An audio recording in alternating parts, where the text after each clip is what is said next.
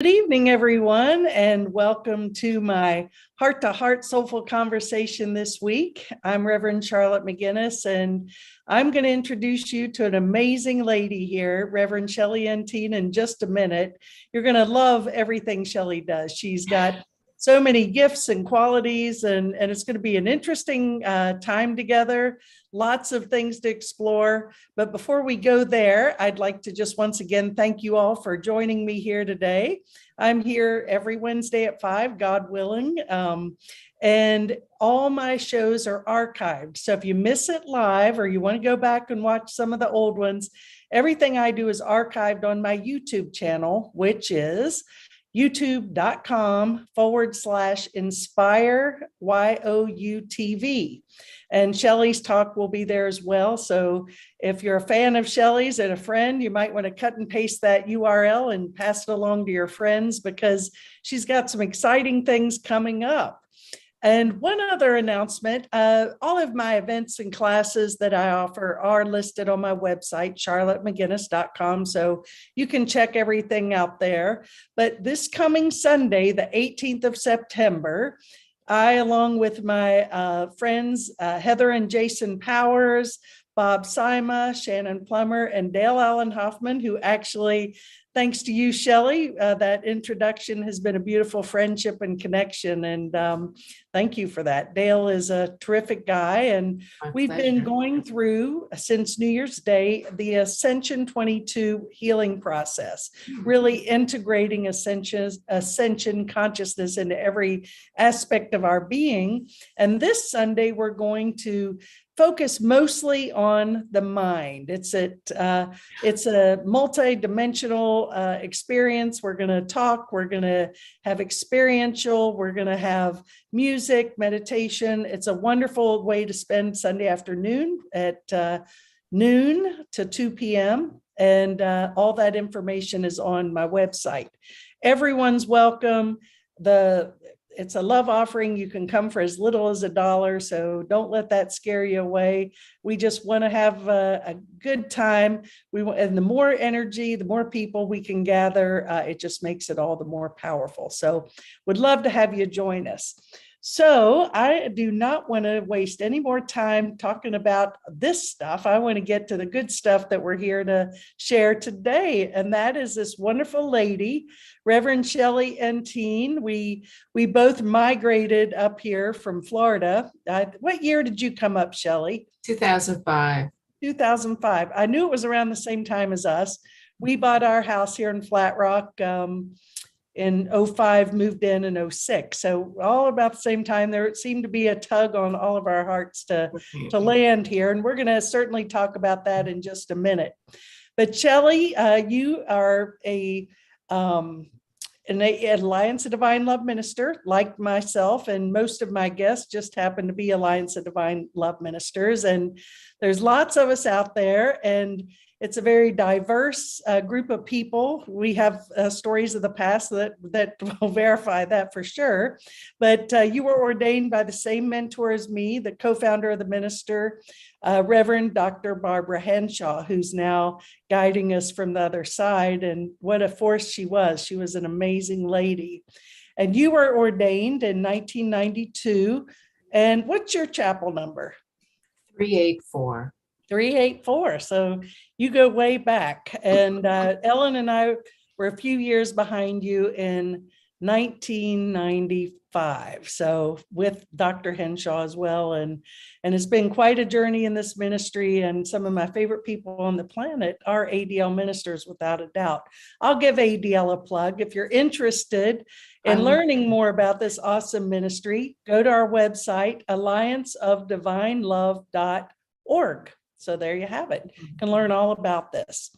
So Shellie, she is an author, astrologer, aromatherapist, educator, Jyutsu, and Reiki. Did I say that right? Jyutsu. Don't worry about it. Close.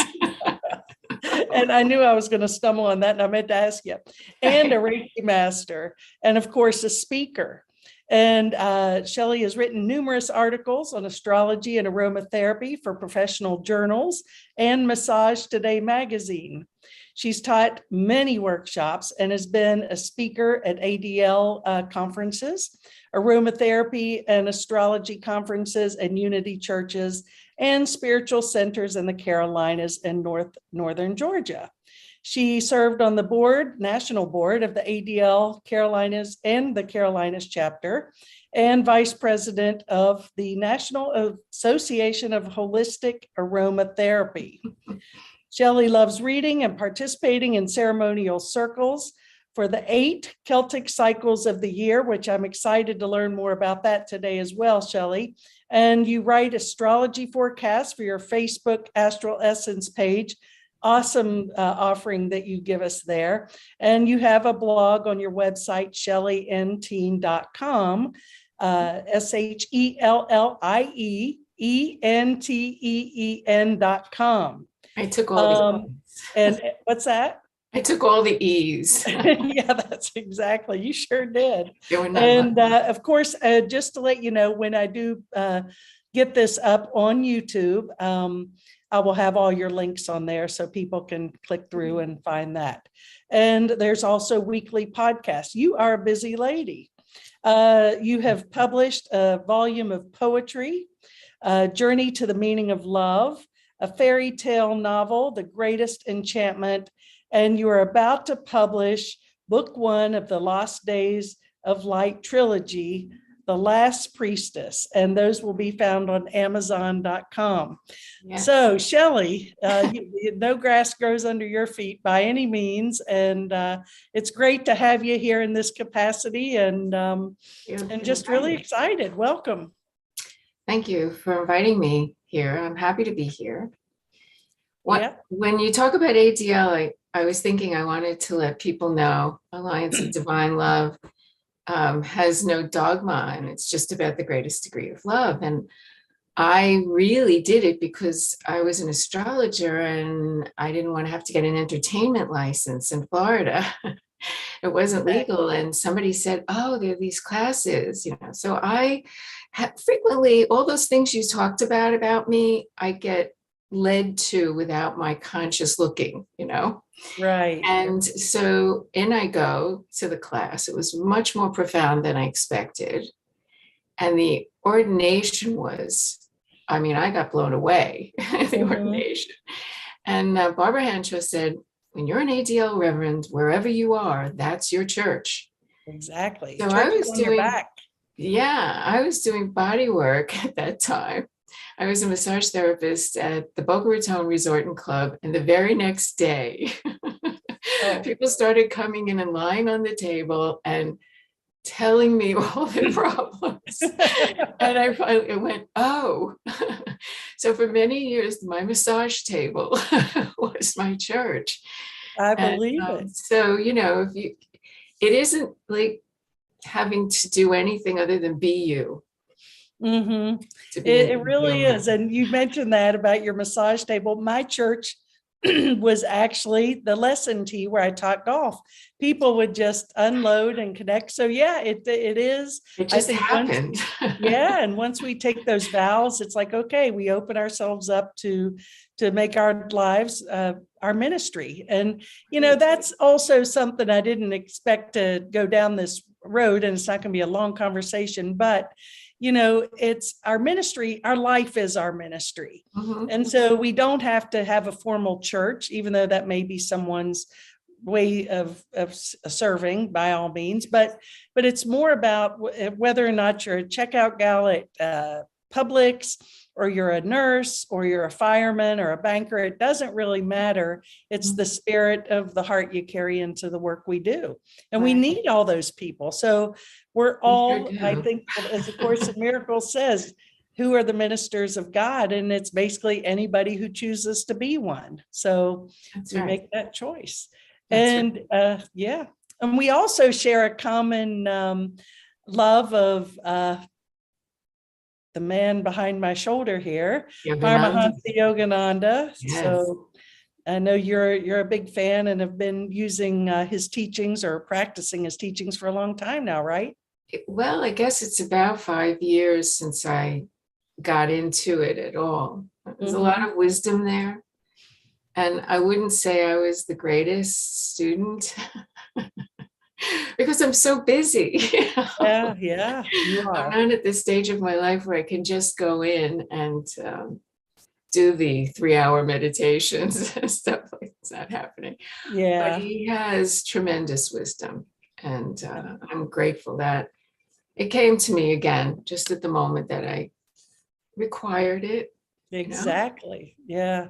Well, I just feel he's always with me. And anytime I call his name or invite him into my heart or a situation, he's there. So, I and would that believe picture, that. that's a whole story, which I'm not going to tell today, but I do, the eyes in that particular poster are so engaging. Well, in many of all of his pictures, his eyes are remarkable. Oh, the And I eyes. go up and just stare into those eyes sometime, and they're living. That poster is a living entity. Well, that happened to me with his autobiography, the video. At a Mm-hmm. certain point, his eyes got me. I mean, I started to cry. Right, Somebody said, "Oh, exactly. he gave you Shakti." And I went, "He's not alive." Oh, Yeah, yes, he is. yes, he is. Well, So, and so just like Jesus and other ascended masters, I mean, they yes, are still here with us and very much alive. yeah. And Yeah. that's why I think it's good that I'm an interfaith reverend, because I like Mhm. to take from all cultures and all, you know, ideas what feels Same right. here. Yeah, that's always been my goal, to find that common thread of truth that flows through all teachings. And I found a definition being, I'm an ominist, that there is truth in all of it. So Right.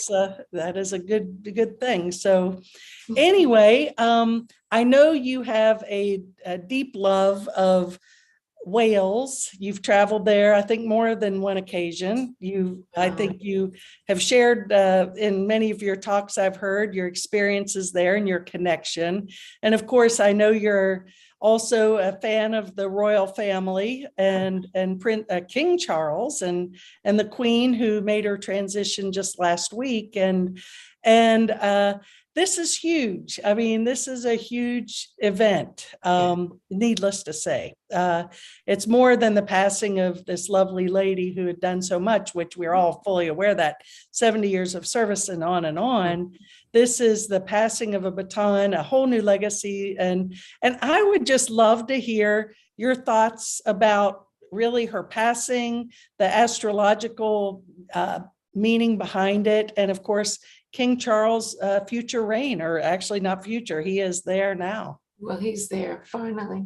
Mm-hmm. Well, as an astrologer, I will say that, there was a Saturn Pluto conjunction in the year 2020, and it was in January, and it was in Capricorn. Capricorn represents things like the heads of state or presidents or CEOs. And the whole idea of life that was a consensus life agreement. And with that was the shift, a paradigm shift to the max. And we're seeing so much pushback from people who don't want to move on from old thoughts. I mean, we're seeing people want to take us backwards Mm-hmm. into old things. And one of the things is, even though I am not an anti-royalist, like I don't have a hatred for these people, but I think that the whole hierarchical thinking that produced people that would be at the top of the pyramid is something that we're letting go of now. And the pandemic showed us that there were people at the lowest rung that we consider the lowest rung.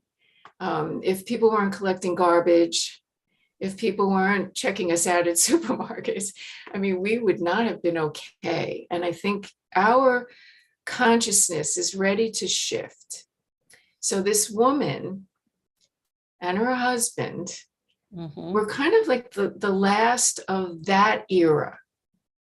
And so she did pass with the Saturn in her chart being affected.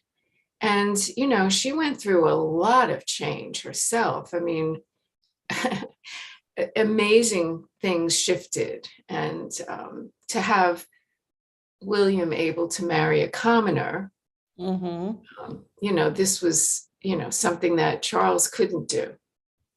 Right. And so I think that one of the things that people do not realize about King Charles is that for most of his life, he's been made fun of because he was a sensitive. And one of the things he's very involved with is the environment. Very concerned about it before it was popular to be concerned about it, organic gardening and this and that. The issue is that he can't really do much. The monarchy doesn't rule what happens in the country or what you're going to do. But I think that if we could understand that we have finally got a sensitive up there, and I'm not saying that he doesn't keep his money or whatever, but he is an unusual person. I don't think he's ever really gotten a lot of credit for who he is. Mm-hmm. So I was glad to see him come to the throne. He wasn't seeking it because he said, I don't like to think about it because my mother would be dead then. Mm-hmm. And so it wasn't like he was like, when is she gonna, Yeah. But I think I'm grateful that he did get a chance to be the heir, and we'll see how long, because the whole thing is probably going to move out at some point, and it won't be that long in the terms of the world. So that was my next question: is astrologically, are there indications that that monarchy will eventually no longer exist? Well, the first time I realized it was when William's first child was born, William and Kate's child, and I looked at the chart. And he has the sun and the moon are very important in your birth chart because of the light energy. Everything's about light.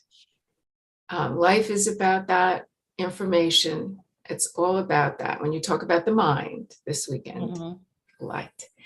So he has both void of course. And when that expression means it doesn't come into contact with any aspect interactions until it leaves that sign and moves into another. Neither of these planets are going towards a story. And I thought to myself, that's odd. That's not, I don't think he's going to be king. And that's when I first started to realize it. And, William's mother did not want him to be king. She wasn't in favor of, the royals at a certain point in time. And, Harry just stepped out. So I think we can see that it's really possible. I would never make a prediction about what Charles is going to do. I mean, he is 73. Going to be 74 soon. So he's certainly not going to have the reign that his mother had. That's not going to happen. But, prediction isn't really the greatest thing to do. Right. Because again, the mind, what you envision, what you speak and what you say are things that can come into being.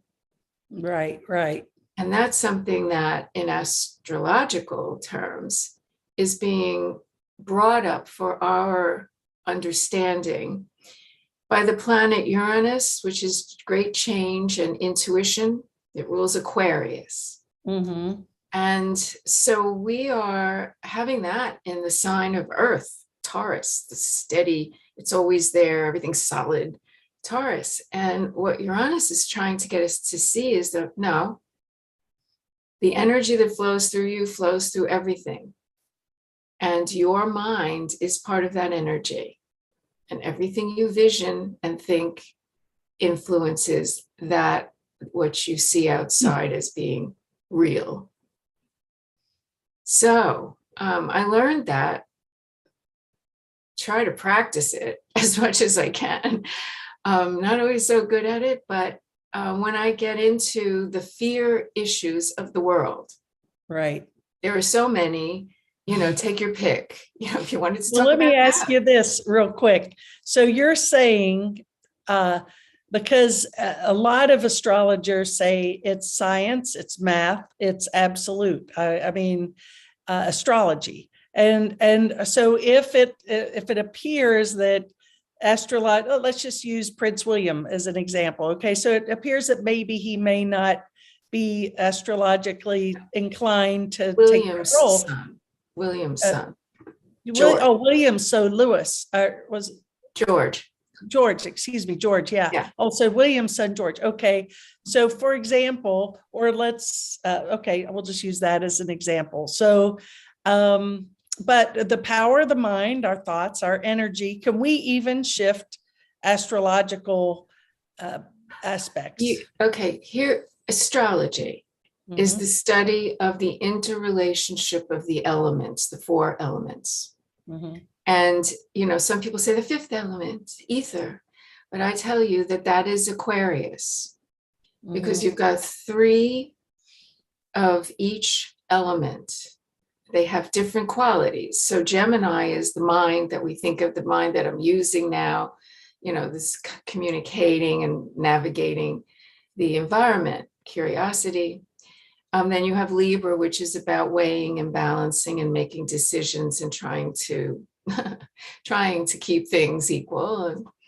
And then you have the next stage, which is the Aquarian stage, which is the air realm is all invisible. You don't see air.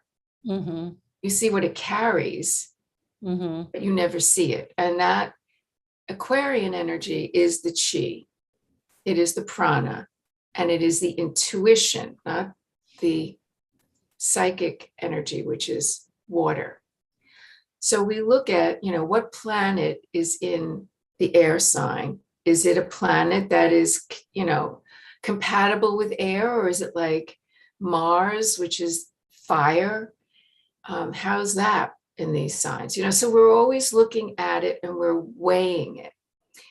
The absolute truth of any aspect can never be found, because the relationships are vast. So you can look at Uranus and Taurus, like what I spoke about. You can look at that and you can say, that's also the upheavals of the earth. It is. It's this sudden shift in the climate change and all of that stuff. You can look at that as the economy is changing, everything's going wacky. That's true.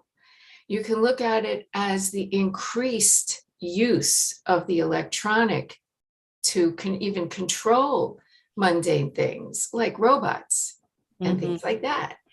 So it isn't like just one quality. So an astrologer is a person. So the astrologer is going to have a human mind, hopefully, with a point of view. And that's what makes things different. Just like with an ADL reverend, it's going to be a human mind, it's going to have a point of view. So when I talk about Uranus, I'm looking at the evolutionary aspect of astrology. And not all astrologers look at that. And sometimes I like to look at the mundane, which is what's going on in the world.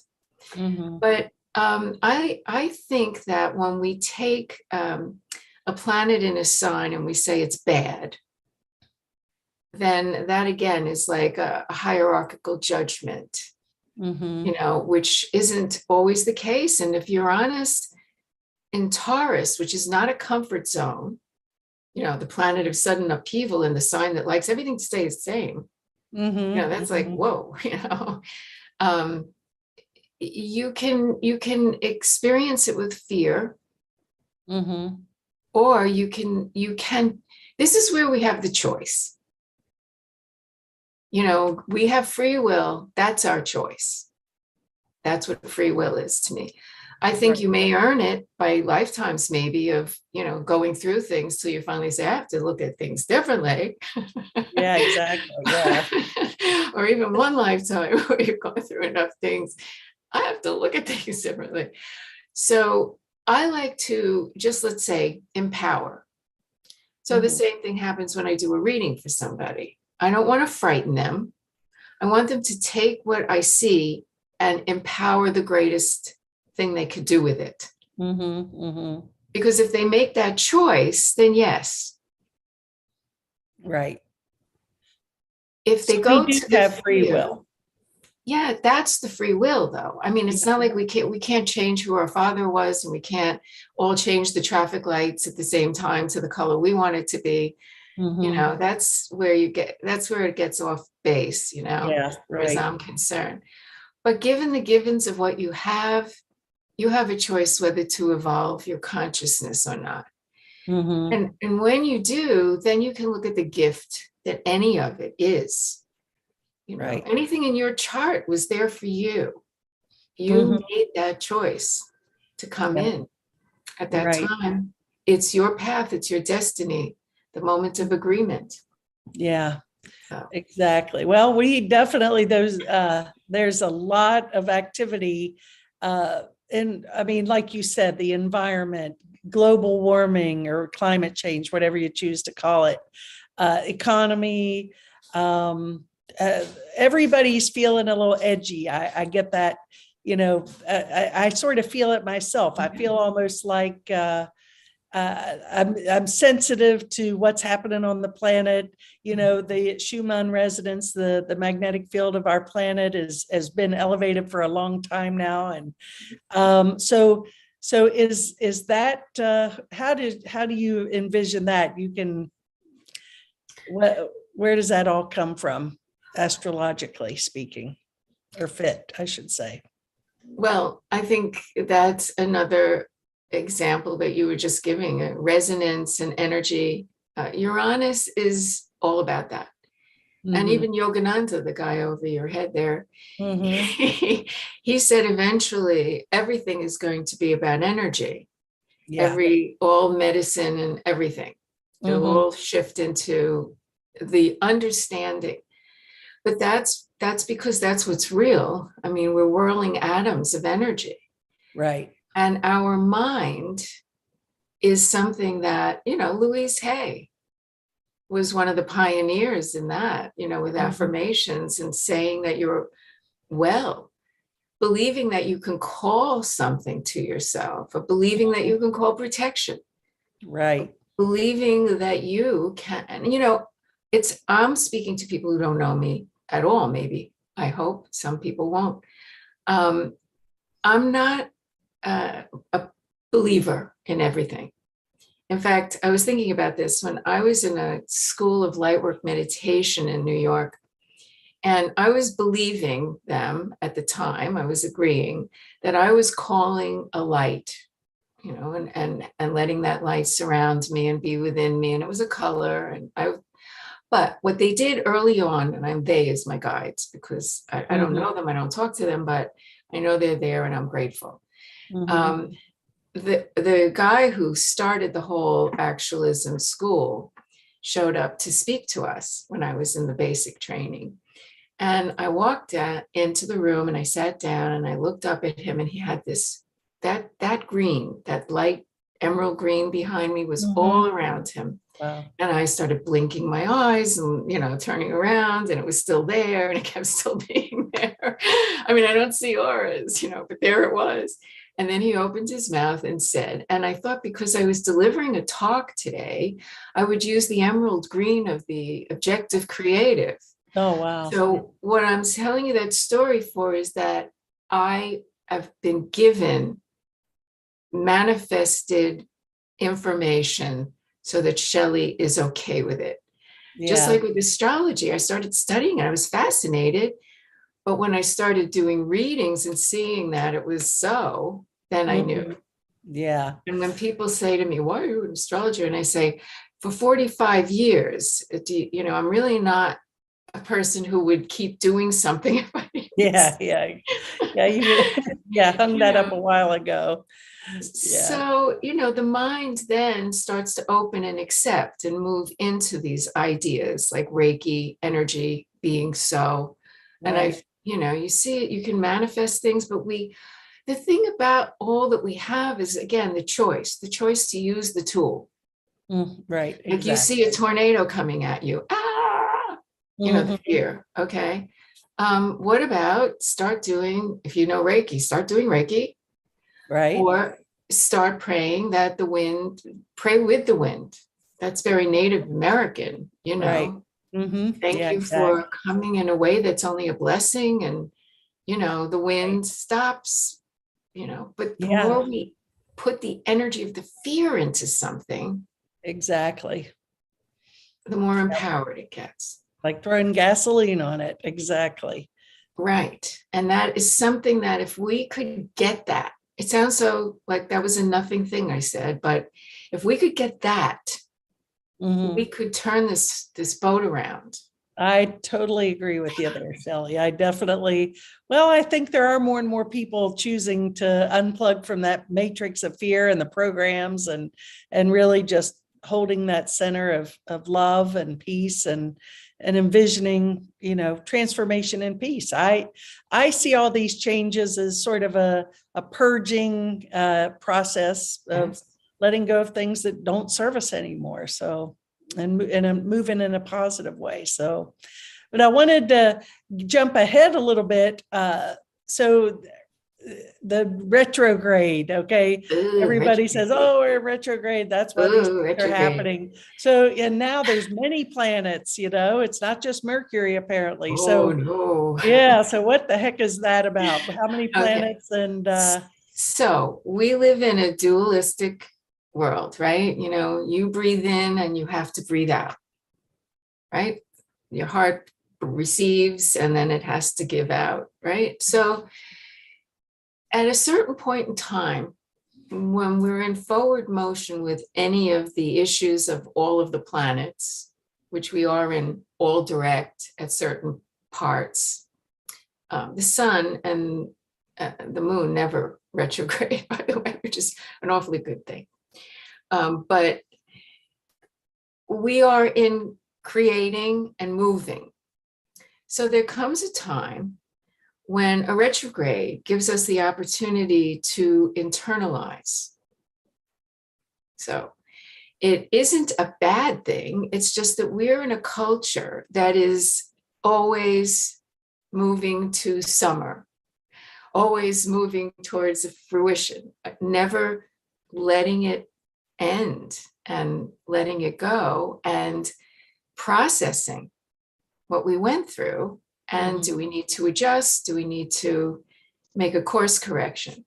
Now, Mercury is the trickiest one of them all because, and every year there's a slowdown of those outer planets, and Jupiter is considered one of these, Saturn, and then Uranus, Neptune, and Pluto. They will retrograde, and at a certain point in time, they'll all be retrograde together. And then if you throw Mercury in, you've got a little extra there. Or if you threw Mars in, you got another extra. You threw Venus in. But Mercury is the trickiest one because Mercury rules the mind and communications. And so that's why it's famous for, I don't know, where's my keys? yeah. I lost my this. Oh, was it that day? I'm sorry. I thought I was supposed to. That's because it's the mind and you're internalizing, which all of the words are good for. Rewrite, re-experience, revisit, review, research. But not necessarily during the retrograde or not, or No, because that's when it's supported. well, because I always thought that don't sign a contract. That's what I always heard. Okay, so here's, okay, so the blanket statements. Okay, this is why they say it. If you make a major decision during the time of Mercury retrograde, or even when it's slowing down, the worst part is when it's standing still, which it really isn't, but I mean, in our experience, and then it starts to move forward. If you have already been involved in something and you're returning to it, like the house that I've been in for 17 years, I actually purchased on a retrograde. But I had come here when Mercury was direct, and I had seen this development and this floor plan, and there were none available. Oh, wow. Yeah. So I returned to it, and I've been here 17 years. Yes, you have. Yeah. But if it was I just saw that house for the first time. That's a little bit different, because what happens is, and there's actually a physical, I don't know, did you see the thing I shared on Facebook, which is actually what happens in the sky with Mercury retrograde? I'm not sure. I don't. Okay, well, what happens in the sky is, we have latitudes and longitudes going on also. So Mercury retrograde will go up here, and then it will go down there, and then it will come around. Oh, you can't see my hand because I'm on a face. Yeah, right. Okay. So it's not in the same location. So you're looking at things from a different point of view, like literally, your mind is having a different point of view. So if you're making the major decisions that aren't going back to something, you are likely to come out of a Mercury retrograde and you're thinking differently about something. Or there might be a change that has to be made in the contract. Okay, yeah. Something you didn't realize that you needed, or something that you realized really wasn't a good idea. Now you really want that change in the contract.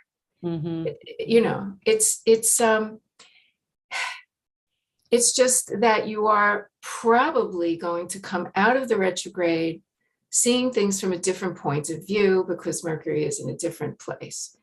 And you may make different decisions. Yeah. It rules the hands. So if you can schedule a surgery, elective surgery, you want the hands of the physician and his mind to be externalized. Yeah. Doing the right thing. So that's something I would say, if you can, don't. But people have things happen under retrograde all the time. Sometimes it'll just be that it requires another visit. Right. Yeah. It's not like gloom and doom. But we experience the retrograde period. There are houses in your birth chart with signs on the cusp, and a planet rules that sign. And so if that planet is the ruler of that house and it's retrograde, so we could say the things that are in the issues of that house may be moving backwards or taking a long time. It may be hard to reach people about it, or people aren't, engaging as much. Yeah. We don't like that. We don't like it. Yeah. Well, yeah, it's a little, unsettling sometimes. But, like with Pluto retrograde, you can go really deep into something. I mean, if Pluto retrograde in Capricorn, which it is now, no matter where it is in your chart, this is the time to do the ancestral cleansing. Oh, good to know. Yeah. Because this is about the bones. Your bones come, are visited by the blood, and the blood comes from your ancestors. And so transformation, tremendous transformation and change can take place. You can heal. It's very good for those kinds of things. Pluto in Capricorn is about power in public life and career. But when it's retrograde, it isn't so much that. Yeah. But it can clear obstacles internally, and you can get to the bottom of something. That's cool. I love this interpretation, and that's given me a shift in perception. So I've had a little miracle here. So thank you for that. Yeah, that's my miracle. Well, so there you have it. Miracle, because even Jupiter is the great benefic. That's where you get all, you win the prizes, and everybody wants you. But expansion isn't always good. You might have certain things in your body you don't want to expand. Yeah, exactly. So you get a retrograde. You can slow it down a little bit, or Interesting. Well, that's definitely given me something to think about, for sure. And I'm sure a lot of people out there are thinking the same thing. Well, moving on, because we do, there's so many topics that I did want to touch base on, and certainly want to get into your big project, but not yet. But I do just want to touch base with, I know that you have studied, you're an aromatherapist and have studied essential oils to a great degree. And you, what would you like to share about your experience with essential oils and what your beliefs are and thoughts about it? Well, when I began, it was like the late 80s, wasn't very big. People thought you were weird, just like when I started with astrology, it wasn't very big. Yeah. So I was not putting on a white coat and looking through a microscope at essential oils. There was a long tradition in Europe. And anyway, I am a person who likes knowing what we call the subtle effects of aromatherapy are, which is the effect on your mind and your feelings and even spirituality. So I think that when you take that aspect and add it to what a physical effect can be, then you've got the real deal. Right. You know, it's sort of like they go together and you shouldn't try to separate them. I have seen it separate a little too much. Right. And I'll give you an example of that. One of my friends, this was when I was still living in Florida, and I had a wonderful real aromatherapy little shop down there called Nature Symphony. And those were my first mentors back in the 80s. And so we had access, easy access. And this friend of mine, Carol, she knew the shop. So she had called me up and she was all upset. She came from a chiropractor. He said she had gallbladder issues. Do I have an essential oil for gallbladder? So if you want to open a book and look at physical, you're going to see a lot of oils listed and some with little stars saying we use this the most for gallbladder. But my eyes fell on white rose. And I was like, well, I don't know. But I just said to her, I said, do you like the smell of white rose essential oil? And she goes, I can't believe you said that. I said, why? She said, I was in the shop and there was this big bouquet of white roses and I wanted to take it home with me. Oh my gosh. I said, all right, this is the one. Go to Nature Symphony. It's very expensive rose oil. Have them put a little diluted rose oil so you can wear it and see if that heals you. So, okay, so we go on and converse, and some guy has broken her heart again, and she's very upset. And not only that, but she's also angry at him. And rose oil is a specific for a broken heart, feeling unloved and unwanted, and the gallbladder is a specific of anger. Yeah, yeah. So this is why this was the right one. And it worked. So you were, I guess you're guided to use them more intuitively. And that just came to you as an intuitive hit, not necessarily what the prescription would have been necessarily. I mean, it happened that way. But the subtle effect was what she needed. We could have chosen from so many.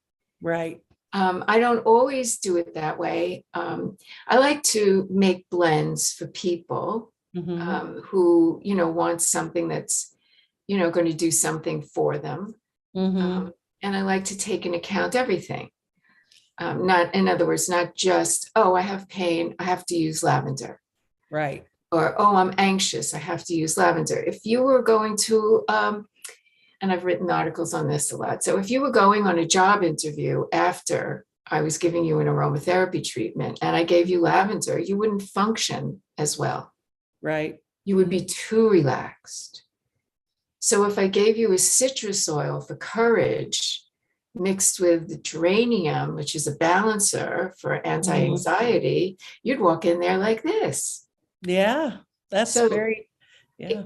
You have to really, you can't just say this is always that. Yeah, you don't pick the guide and just assume that's the exact thing you need. Sometimes, I mean, if I cut myself, I'll put lavender oil on the cut. Yeah. Because I know that is definitely something that will keep it from, or a burn.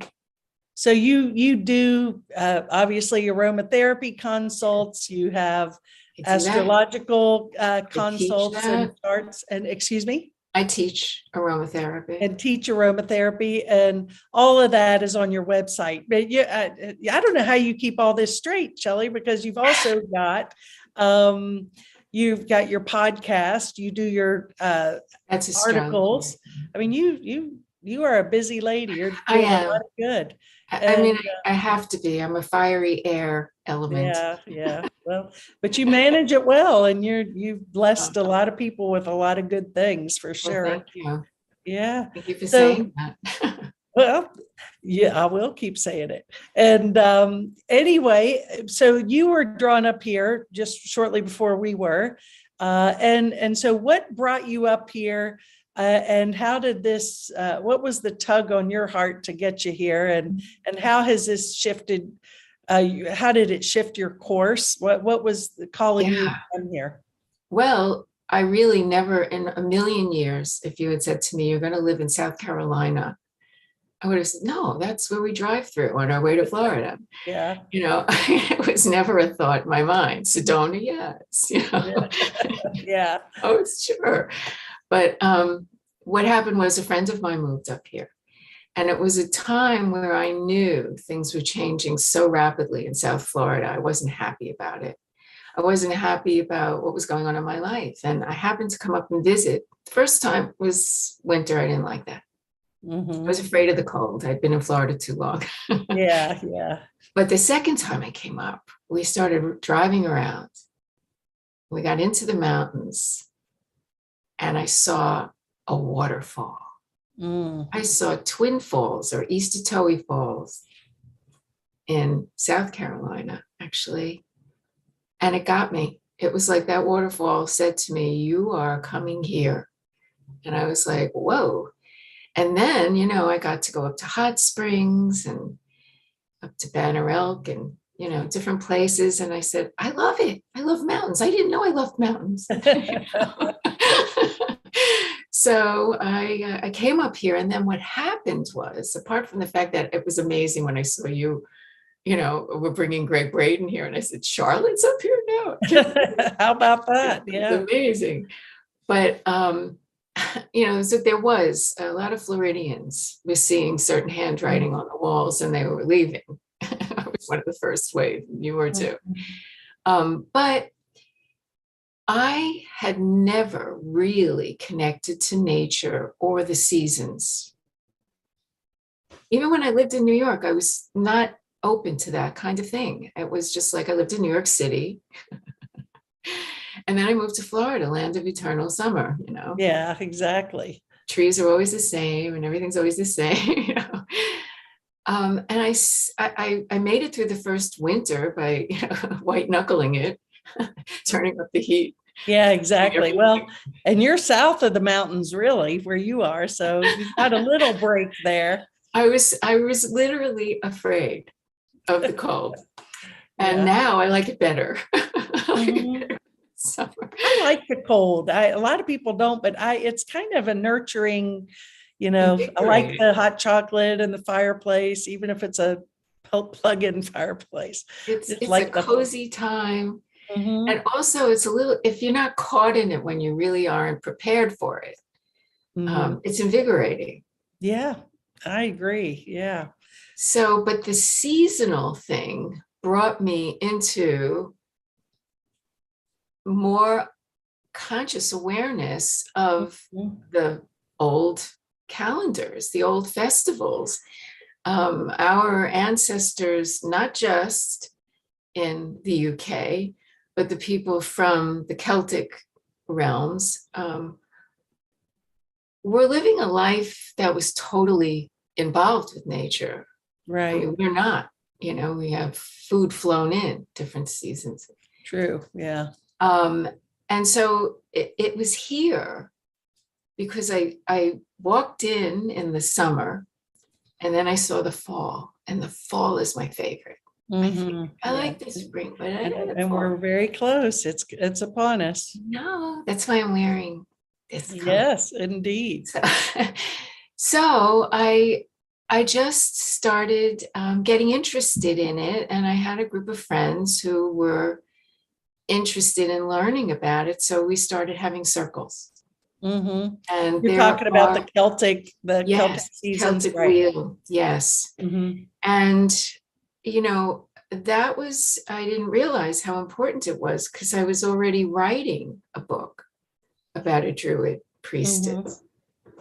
But this immersed me in something that was meaningful to her, which I hadn't ever explored before. Mm-hmm. And I found that when you are understanding, just like with an astrology sign, there are certain strengths and certain weaknesses. When you understand the solar cycle, just like the lunar cycle, they both have times that are appropriate and supportive Mm-hmm. of certain things. So as we lower in light, as we're coming into a new moon or we're coming into the end of the solar cycle, that's like the retrograde time of a planet.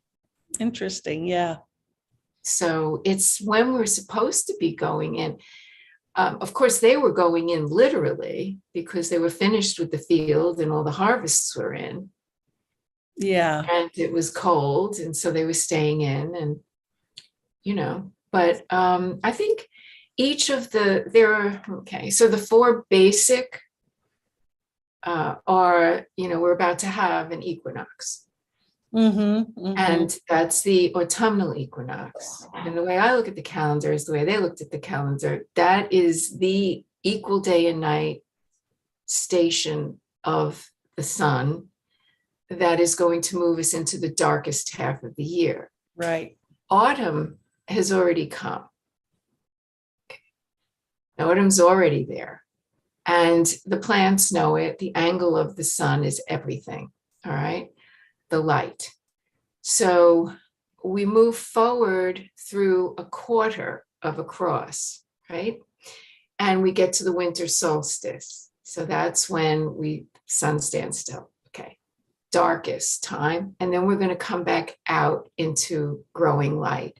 Mm-hmm. And then we're going to have an equinox that'll take us into the greatest light. And we'll get a solstice, which is the peak of that also. Mm-hmm. Right. And then exactly between the crosses, the four, is the other cross that crosses. So 90 degrees is a square, right? Right. So 45 degrees is the center. So it's around that 45 degrees that we go into the seasonal shifts of the cycles. So our seasonal shift into autumn came in August. Mm-hmm. With the first harvest. And then this equinox is the second harvest. And the next seasonal shift on the quarter is what we call Halloween. Yes. And what they called Samhain, or, and I use the Welsh word sometimes, Calengaeth, which is the calendar of winter. That is the beginning of winter. It's the last harvest. Life is now going under the earth. It's very interesting. And I think that definitely it would be, it would be a lot easier. It is easier, I would imagine, to do it where you can experience the season change. Yes. Could you even do this in Florida, really, and be impacted? It's a funny thing when you say that. I think, well, of course, the Southern Hemisphere is having the exact opposite of us. Mm-hmm. True. Yeah. And, Western civilization imposed things upon everyone, right? Yeah, exactly. So they have to celebrate Christmas as we celebrate it, but it's indeed summer. Yeah. Right. And when you live in the tropics, like we lived in Florida, it's kind of weird to celebrate Christmas or Thanksgiving even. I have to put turkeys in ovens. It's hot. Yeah, I know it is different. Yeah, I definitely love the seasons. They speak to my soul for sure. Yes. So, I mean, the seasonal calendar is a way, but it also is a truth about life. Mm-hmm, mm-hmm. The waxing and the waning cycles, and everybody has the waxing and waning moon, no matter where they are. Yeah. And it's basically the same, only it's, sort of more on a feeling level. Mm-hmm. Exactly. Mm-hmm. Wow.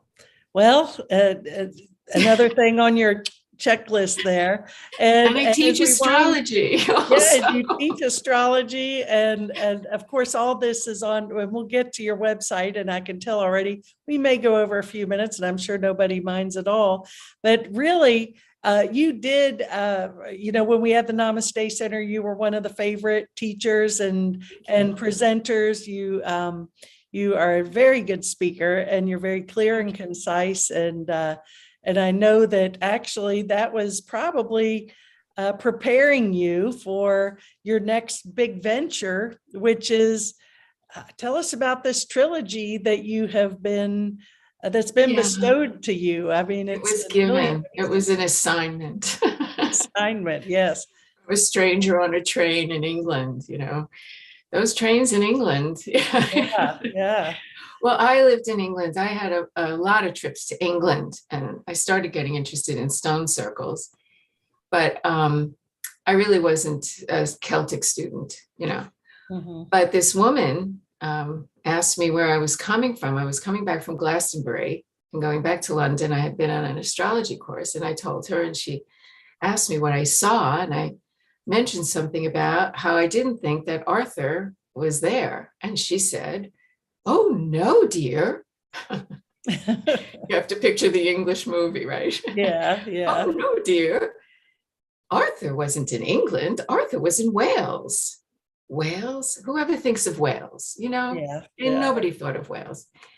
And I've read all the stories. I read Miss of Avalon, the whole thing. And, well, why should I believe you is going through my mind. And she told me without me asking that she was the head of an Arturian society in Cambridge. Oh, wow. And I said, well, I guess I have to listen to her. And so she asked me, she said Camelot was at the old Roman fortress called Caerleon, and that is in Wales. That's in South Wales. Mm-hmm. And not far from Bristol in England. So I was like, okay. I knew I was going back in December for the second part of the astrology thing. And she said to me, because, then she said, The Mists of Avalon, have you read that? And I said, yes. And she, of course, who hasn't, kind of attitude. And she said, well, that went a long way to humanizing Morgan Le Fay and the Druid priestess. But someday someone is going to write a book about Nimue. And I'm like, hey, she's doing it. I'm feeling it. And then more will be told. And I'm like, Nimue, she's the one that seduced Merlin, stole all his knowledge, trapped him in a wind tunnel or something. Why would I want to write a book about her? I mean, I didn't have those thoughts. I mean, I was okay with Guinevere and Lancelot. I didn't know they didn't come until the 13th century. I didn't know. So I think that I was chosen because I had none.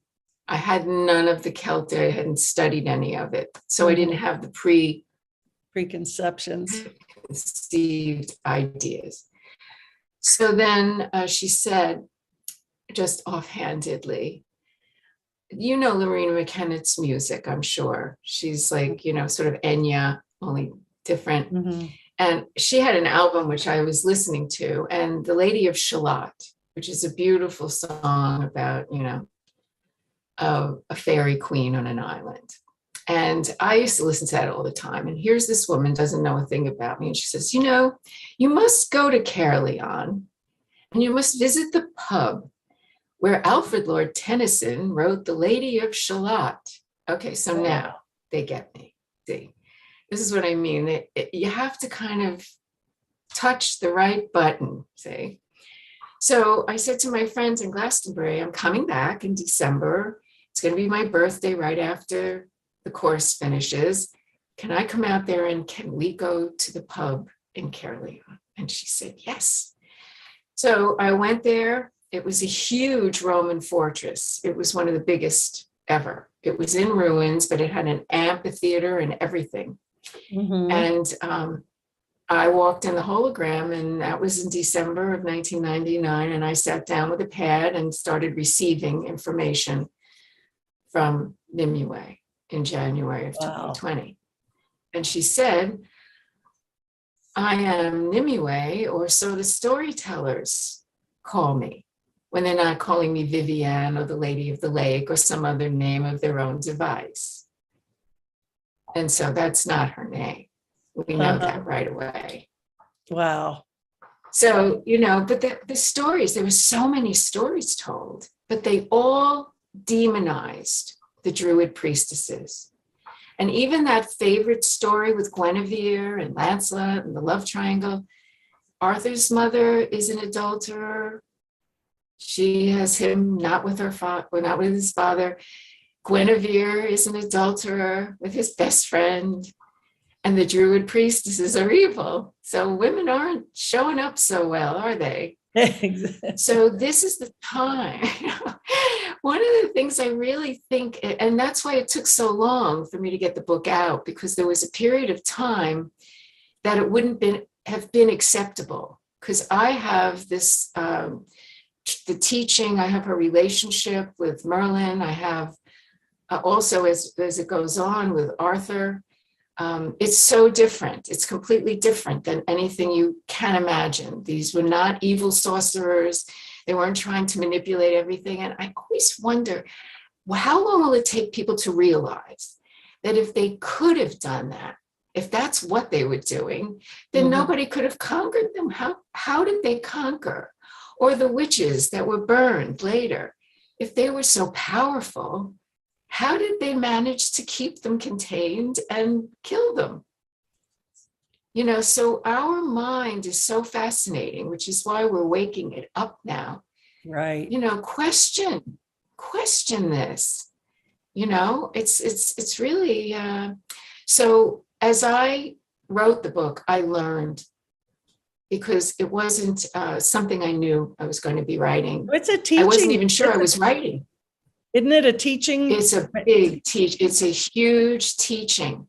And in the second book, which will come out hopefully in the spring, because the whole thing was written, and then somebody finally told me, you have too many words for one book. I do? You do. And it turns out that a perfect 3 segments, because in the first book, she's coming back in, she's awakening to who she is. She's getting her first initiation. She's traveling to see some of the other sites that we know in Western England. She's traveling to the Priestess Isle in Wales. And it's just beautiful. It's a beautiful love story is in there. And then the second book is her training and the whole training to her initiation. But this isn't like you're sitting in a classroom. This is like she is having a mystical guide. Something really unusual is in there. And the lady Gwendolen, who is the head of the circle, that gives her information, and sometimes Merlin. And then you have story. Because what we learn in life is that you can get information, but you have to live through something to really get it, which is what I've been talking about with me and all the crazy stuff I do. I had to know it was true, you know. So she has, and the other priestesses have storylines that are happening. So, but the training is being given throughout. It's so empowering. That's what people are telling me, that they're like, oh, I'm remembering. I know this. Wow. And I've had activating. Read it. Sounds like it's activating. It's reawakening what they had and they knew. And that's the purpose of the book, because what they did, this is not a spoiler, is that they knew that if they left any information, the Druids left no written. That's why they call it the Dark Ages. It wasn't dark and dreary. Think of England now and think of it with less roads and buildings. Dreary? No, I don't think so. Maybe more lush, maybe, you know. But they left nothing. They left nothing. Wow. And they did it on purpose because words can be changed. That's even why they had bards that studied for decades so that they had them memorized. And you know about songs, right? You know that if somebody sang your favorite song and they changed the lyrics, you would recognize that happened and you wouldn't be happy about it. Right, right. So it wasn't that they weren't intelligent. It wasn't that they didn't have the ability. It's that they chose not to. And Mhm. so they chose a method of preserving the wisdom. And that was the imperative at the time of King Arthur, because the Mhm. new church was coming in and the Saxons were coming. So it was a time of turmoil and they had to get the job done. It's the third book is called The Path to the Prophecy. And that's when she's on her mission and you get to see what they did. And it's, you know, it's just incredibly important for people right now. I think particularly women, because we've been demonized for a long time. And as people who do energy work know, we carry shame from the ancestral line that was pagan, because we're Christians now. So now that we don't have to demonize things, we can embrace all of it. Yes. We can embrace those ancestors also. Well, Shellie, that is fascinating. And so you're going to put them out, you're going to space them out. Do you have a timeline or? Well, here's my hope, but I've noticed something about my hope in my timeline. Yes. The outer world has some effect on it. So, yeah, I want the first book out by the end of this year. And I will be doing a Kickstarter to help me, because the self-publishing has tremendous amounts of things you have to get help with. Right. And Right. cover art has to be done, and you can't even imagine. Oh, yeah. And I will be bringing that one out. And since people who've read the first one are saying uniformly, I can't wait for the second one. As soon as I've got this sort of packaged and ready to go, Mm-hmm. I will be able to start working on the second book.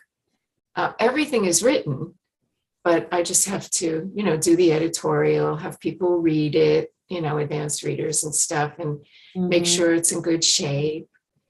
But I'd like them all out before the end of 2023. Well, we'll just see that or something better happening, whatever's in the greatest good for everybody.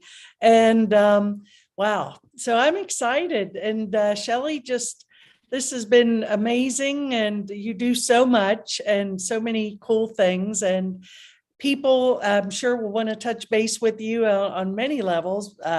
So how can people contact you? What's the best way? Well, you can contact me. You can friend me on Facebook. You can go see my posts on the Astrolessence Facebook page. You can find me on my website, which is my name, ShellieEnteen.com. And you can contact me through that website. You can read all about the different readings and things that I offer. And I would say that the podcast is what I do for the weekly astrology forecast. You can sign up for that and you will get that in your email. I am branching out with podcast also. This is the year I have to do it. I have to stop doing it through my blog page and start doing it through a platform. So I will be, it's just, you know, I'm having to grow. Well, you are expanding. It's impressive, and it's great to watch you just evolve. And I see this trilogy being the movies and all sorts of things like Harry Potter. I could add Game of Thrones, that sort of feel that everyone's so attracted to. But uplifting. But uplifting, yes. Uplifting and empowering and exciting. Yeah, absolutely. So as I said, I will post this. This will be on the YouTube channel, youtube.com, Inspire, YOUTV. I'll have your Facebook links and your website links on there. So everybody can just find you that way. And anything you'd like to share before we wind down? Did we miss anything? The only thing I would like to encourage people to do is to spend at least 1 or 2 moments a day sending love into the earth matrix. Everywhere. There's too many fires to put out. just send it into the whole matrix. Just keep sending Indeed. love. That you can't go wrong with that. Yeah. Well, thank you, Shellie, so much. And we'll do it again. And best of luck. Thank you I for know it's going having to be me. huge success. And thanks everybody for tuning in. And I'm here every Wednesday at 5 p.m. live at 5. And thanks everybody. Thank you, Shellie, and many blessings and namaste. Many blessings to you.